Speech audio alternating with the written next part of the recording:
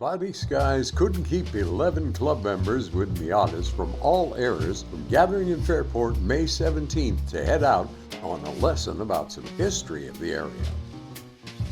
Club rules wisely require the drivers to meet to go over guidelines for the trip. And with that, we were on our way.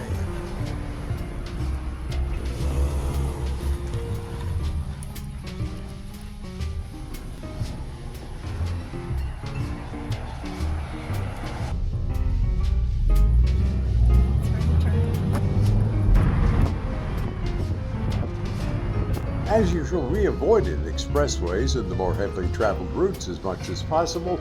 Instead, we went for the more scenic setting, and those with as many twists and turns as possible. Miatas and their drivers just love those twists and turns.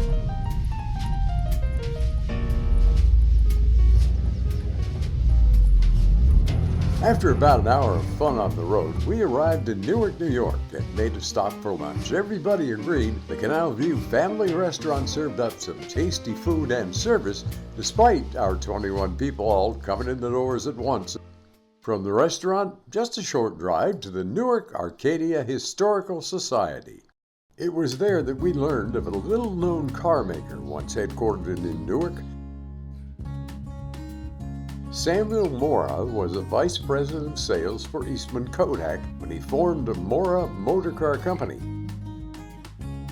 Several models were made during the short life of the firm. For just a single year, they also made the Browniekar from late 1908 into 1909. Estimates are between 1 and 400 were made before Mora Motors went bankrupt in 1910. It is a child-sized version of so-called cycle cars of the time, lightweight vehicles powered by motorcycle engines. This was a sturdy two-seater with a 3.5 horsepower one-cylinder engine. It could get up to 10 miles per hour.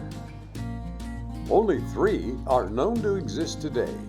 One of those is at the Newark-Arcadia Historical Society. This little Halligan company making high-grade furniture. Go around, you know why?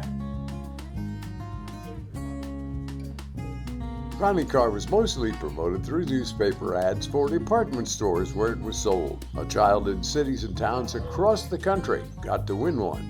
The winners were chosen in a popularity vote, many getting over 100,000 votes. Here we are visiting the Browniekar from the Midstate Miata Club. Who can say Miata? Miata!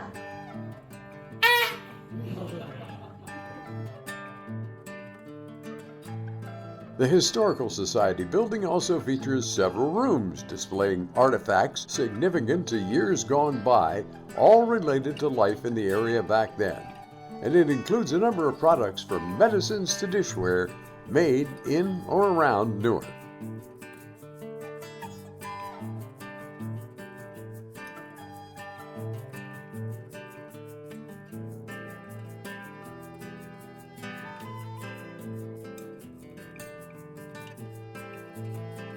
And of course, we capped off the day with the tradition for all Club Miata excursions. We had to make a stop for ice cream.